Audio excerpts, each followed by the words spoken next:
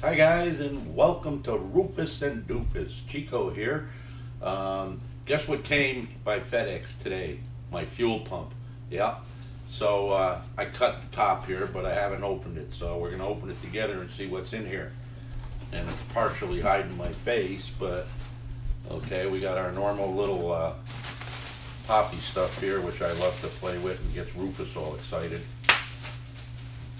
Not tonight. Okay. Get that out of there. Put that aside because we're going to need it to repack the other one that I got. And what do we got here? Okay. We got our packing slip. Okay. Very good. Keep that. We'll need that, I'm sure, at some point. And then, oh, we got a box inside a box. So let me put this on the ground a minute. And we'll bring up the other one. And we'll open this puppy up. Am I going to need a knife? No, it looks pretty flimsy.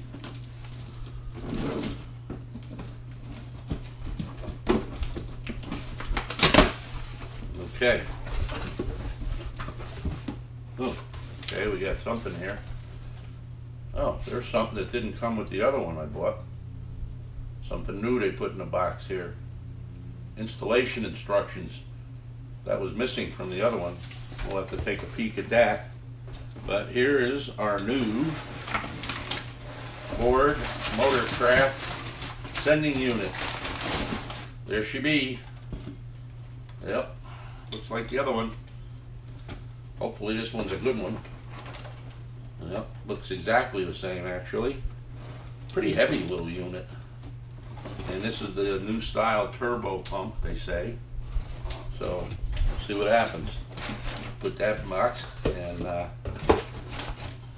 set that aside. And let's see what these instructions say. Alright. Okay, can't see anything without my glasses. Don't go away, I'll be right back. Alright, had to get my glasses. Yeah, I was going to bring the pump down today if I got it early enough, but it came late in the day. It's dark out already. So I'll bring it to Ulf tomorrow. Kind of interesting here that I got directions. What's this say? Let me just take a quick look. Well, this looks like it might be worth reading out loud. Alright, so for you guys that have a Ford F53 chassis and you're having fuel pump problems or whatever, this information may be helpful to you. So let's see what it says. It says fuel pump and sender installation instructions. 1989 through 1997 F53 Super Duty motorhome replacement of Gerotor, G-E-Rotor pump sender with turbine pump sender. That's what it says. I'm not making this stuff up. All right, and then there's some part numbers and stuff listed here. Okay, the fuel pump part number is an F6PZ-9H, 3 H's in Herbert, 307DA. Let me read it one more time. That didn't come out too clear. F6PZ-9H, 307DA. Fuel pump and sender assembly. We got one of those. And then, remember I had mentioned there was some confusion about these jumpers and crap? Well, guess what? They're mentioning them right here. So I'm really interested in this. Okay. FZPZ-9A213BA. Jumper harness, vehicles built MY89 through 11/26/96. And guess what? It's not in the box, so you must have to order it separate. And there's an asterisk, and you would need one. But my vehicle chassis is a 97, so I guess we can skip that. Okay, and then we've got an FZPZ-9A213-CA jumper harness, vehicle built after 11/27/96. Quantity 1 asterisk, not in the box. Huh. And then SK F7PU-98213-AB instruction sheet. That must be this. Of course, there's no number on it, but oh yeah, there it is. Yep, this is the instruction sheet that they just mentioned. Quantity of 1. That was in the box, but it wasn't in the last box that I got when I bought it. All right, so use only one jumper harness per vehicle based on vehicle build date. All right. Okay. Service procedure number 1. Vehicles built from Job 1 1989 model year through 11/26/96, 3-wire pump in parentheses, using the F6PZ-9H307DA pump and, a lot of numbers, the FZPZ-9A213BA jumper harness. Refer to figure 1. All right, that's not for my vehicle because my vehicle was built in 97. So far, so good. And then it's got the directions here. Remove the fuel pump and center assembly, blah, blah, blah. Do a little soldering. Be careful when you solder it. And use some heat sink tubing. All right, so that doesn't refer to my vehicle. But what bothers me is this vehicle built after 11/27/96. I mean, after 11/27/96 goes all the way up to March 25th, 2015. So my vehicle does fall into that. Let's see what they say here. Service procedure number 2. Vehicles built after 11/26/96. 4-wire pump using the F6PZ-9H307DA pump and the FZPZ-9A213CA jumper harness. Refer to figure 2. Figure 2. Okay. Let's see what it says, because that looks like it pertains to my vehicle. All right. Step 1, remove the fuel pump and sender assembly from the tank.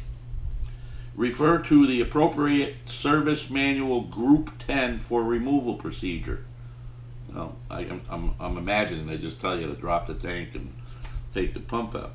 Okay, number 2, plug in the jumper harness securely to the body harness and new fuel pump electrical connectors. That's interesting. No, excuse me, no mention of this jumper was made in the first pump that I bought. This sheet did not come with it. So this is news to me.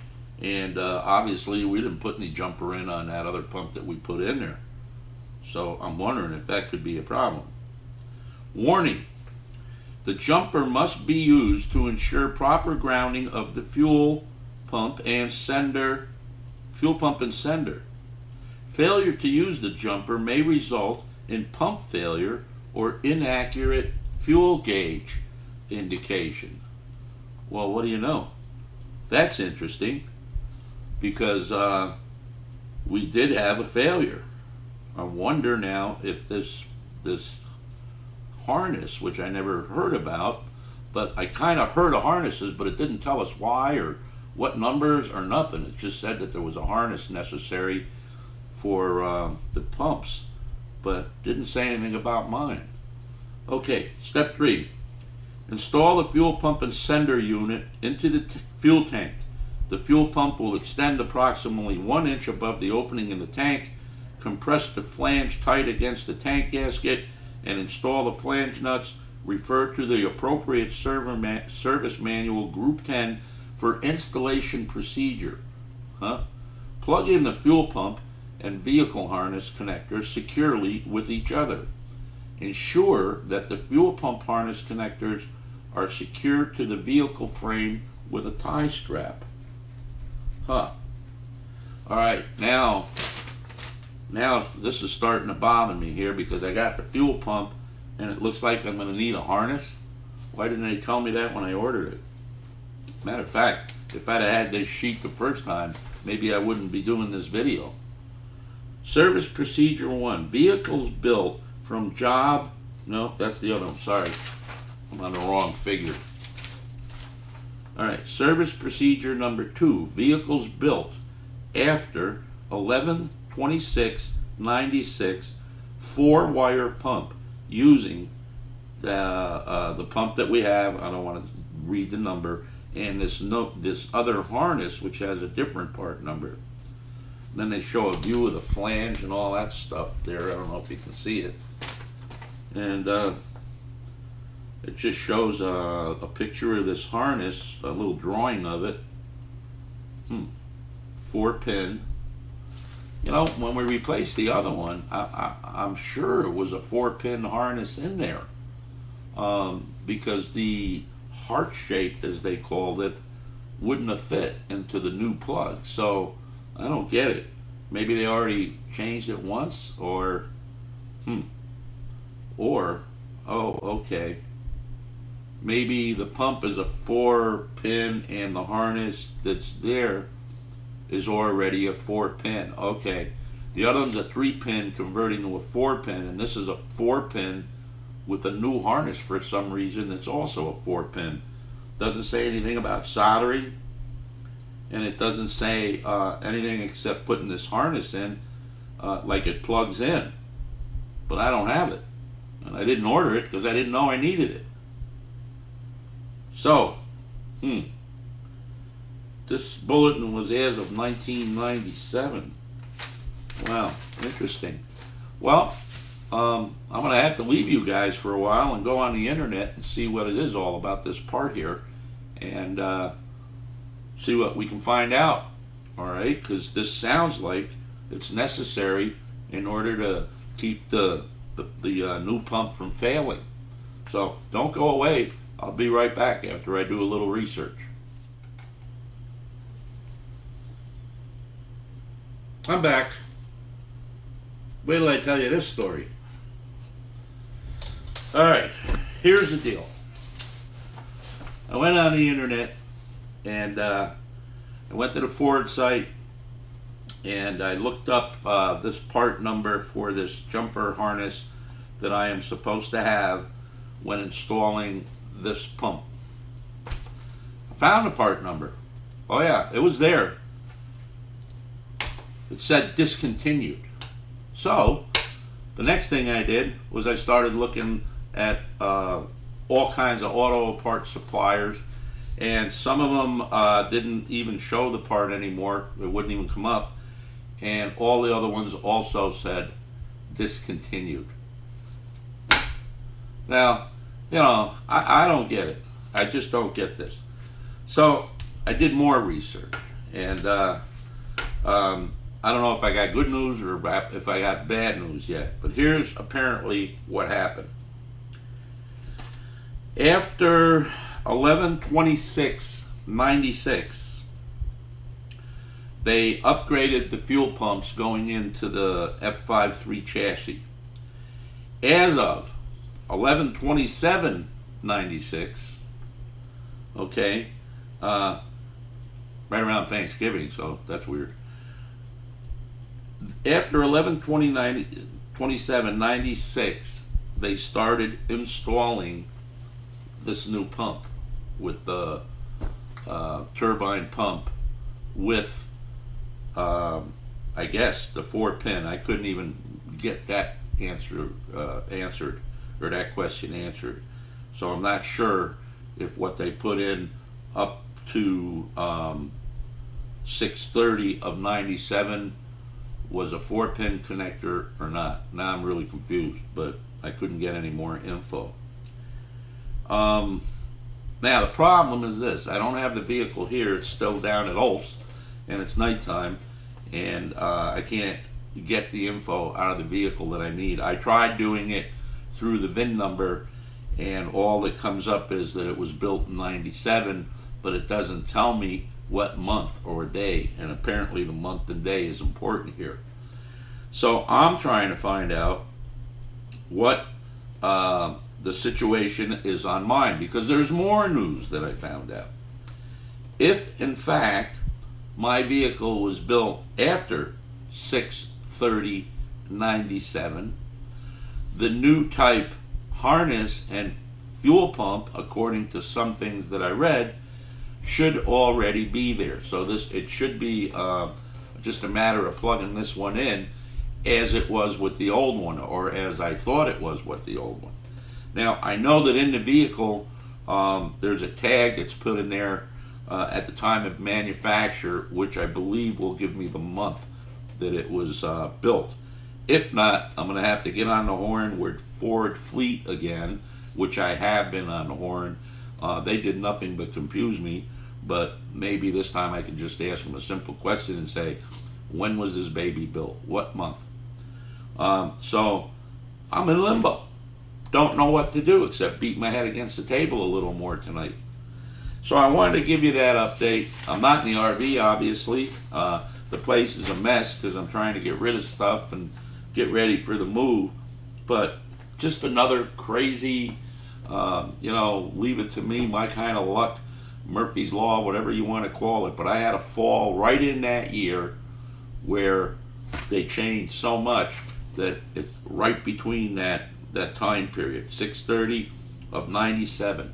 So that would be June 30th of 97. If my vehicle is built before that, I'm what they call SOL, because that jumper harness is no longer available or discontinued. And at that point, Ford's going to have to tell me what to do. Yeah. And what it did. Maybe we can get around or put some other handmade jumper in there or something. If it's built after 6/30/97, I'm golden. So, how's that for information, huh? I mean, just when you think you got it licked, something comes up and bites you right in the butt. Yeah, Rufus is being quiet because he knows I'm pissed. He's not even over here. Not that I mistreat him or anything, but he can tell, He knows when to stay away. But very enlightening. I'm glad this was in the box. So I'm going to leave you with that, folks. I hope you enjoyed the video. If it helped you out or was informative, please let me know. Give me a thumbs up. And don't forget to subscribe, because in my life there's always something interesting happening. Take care. Bye-bye.